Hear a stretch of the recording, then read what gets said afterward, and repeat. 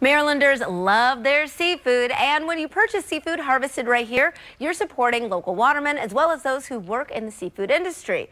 Unfortunately, both are being threatened by cheaper, lower quality seafood imported from other parts of the country and the world. Joining me now is Ron Buckhalt, the Director of Maryland Seafood Marketing. Welcome. Thank you, Elsa. It's so great to be here to I'm talk happy about to have you Maryland here. seafood. Yes. So this is a big problem now. People are getting seafood that's not harvested right here in Maryland. Well, it could be a problem. We think that our folks that are buying seafood here in Maryland know and understand what good seafood tastes like, what fresh, local Maryland crab tastes like, so they can tell the difference between a cheap import and what they're getting here fresh local. Because it really is better. Talk about what makes it different and the unique taste of a Maryland crab. Well, the Maryland crab, seafood in general. Well, seafood in general, but the Maryland crab, it's the water, first off. The bay is a kind of a unique body of water, but the real secret is that Maryland crabs have to store up fat all summer to hibernate over the winter. As a matter of fact, right now is the best time to get a crab because it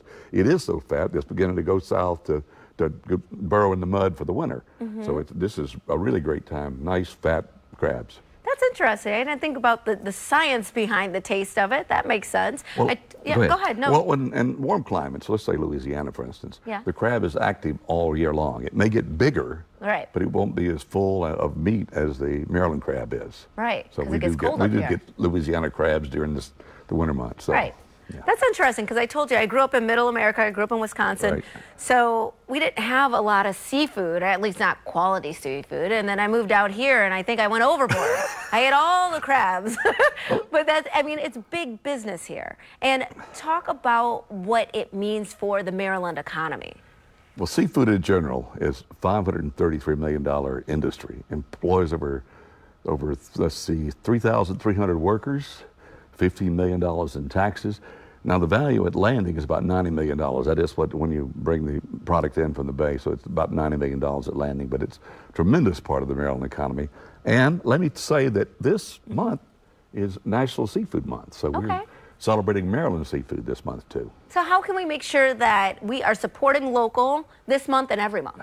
Well, on the crab side, look for the True Blue label. If you've not seen that means that the establishment that you're visiting, restaurant, crab house, is serving 75% of the product that they're serving is local Maryland crab.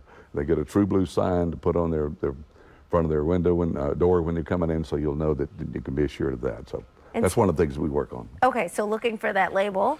Look for the True Blue label, absolutely. Okay, and speaking of blue, you told me about a blue catfish. I've heard of blue crab, but not blue crab. What is it?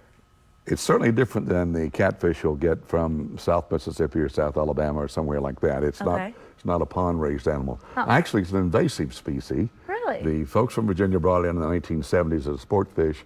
Unfortunately, the fish grows to be over 100 pounds. It's now all over the bay, and it's out competing some of our native species like rockfish. Wow. So the good thing is it tastes great. Okay, I was like, it sounds monstrous, and now it's eating my rockfish. We don't want to be eating those 100-pounders. 30 inches is kind of the limit on the thing to get a good fish. And it is being processed. It is being sold at some of the better seafood markets and some of the grocery stores around the state. And we're trying to increase the market for that. As we like to say, we're trying to eat our way out of the problem. All right, and speaking of eating our way out of the problem, I want to go back to crabs. What's this crab fest I'm hearing about? Well, there's always a crab fest going on somewhere. I've got, which one are we talking about? So, I know. Well, I'm very serious. Is there one coming up? They told me I should ask you about it, so you tell me. Well, every week there's a crab feast, seems like somewhere in Maryland, and that's a good thing. All right, well, we'll check out your website. Let's talk about oysters for a minute. That's something that's really in season right now. So. Okay, we've got to wrap up, but oysters and the crab fest, we can check out on your website. Absolutely. Perfect. Thank you so much for being here. Really appreciate it. And we'll be right back with more Midday Maryland right after this. Stay tuned.